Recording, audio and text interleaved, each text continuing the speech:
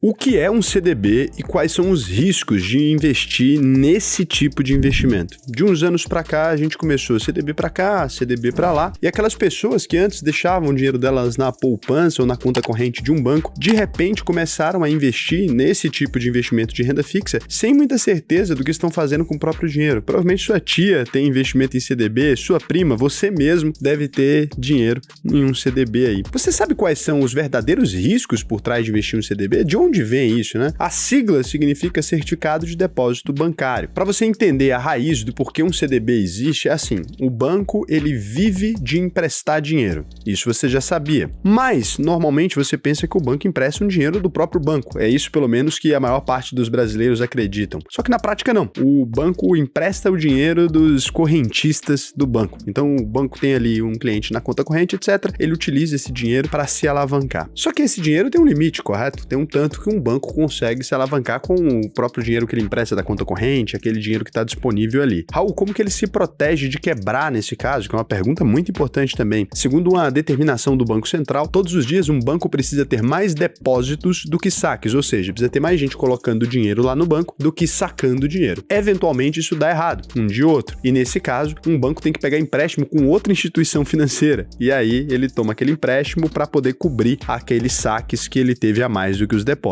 Se isso se repete por muito tempo, esse banco entra em insolvência mesmo, porque ele tem uma pequena parte daquele dinheiro que está disponível ali. Então existe um índice que os bancos precisam cumprir, respeitando ali um limite de quantos por cento eles precisam ter daquele dinheiro que de fato eles estão falando que os correntistas têm ali na conta. Se você tem 100 mil, por exemplo, num banco ali, ele precisa ter pelo menos 12 mil reais daquele dinheiro disponível para você sacar. Ele não pode ultrapassar muito esse limite, porque senão ele pode ter problema. Então, se todos nós sacássemos acima do limite que o banco tem ali, a gente teria uma insolvência geral e os bancos quebrariam. Não é interessante considerar isso? Que o dinheiro simplesmente não existe, ele não está lá? E é mais interessante ainda, e talvez essa reflexão possa te deixar profundamente preocupado com a economia do mundo, que se o banco empresta aquele dinheiro a juros e a gente precisa pagar cada vez mais juros e o banco não tem aquele dinheiro lá, se você considerar então que todos nós estamos vivendo nessa economia, a maior parte de nós endividados, significa que não existe dinheiro suficiente, pelo menos não na nossa mão, disponível para pagar as dívidas que a gente mesmo criou. Se todos nós quiséssemos pagar as nossas dívidas, seria impossível que a gente conseguisse fazer isso nos bancos, porque esse dinheiro simplesmente não existe. Ele ainda vai ser criado, vai entrar na economia de alguma maneira e você pode sim quitar suas dívidas,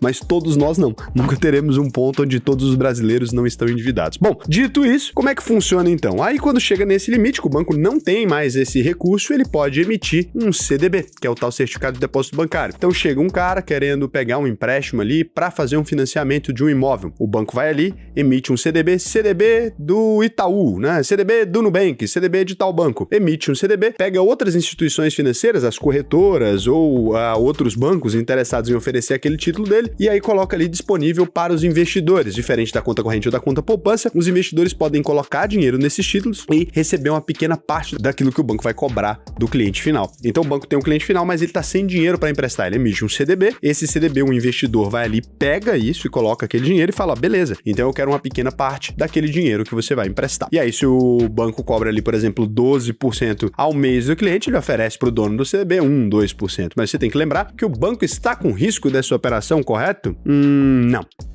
A verdade não. Então o que o banco faz, Raul? Aí fica a pergunta para você. Brincadeira, ele consegue o cliente, né? Ele consegue o cliente para você ali das duas pontas, tanto o investidor quanto o outro.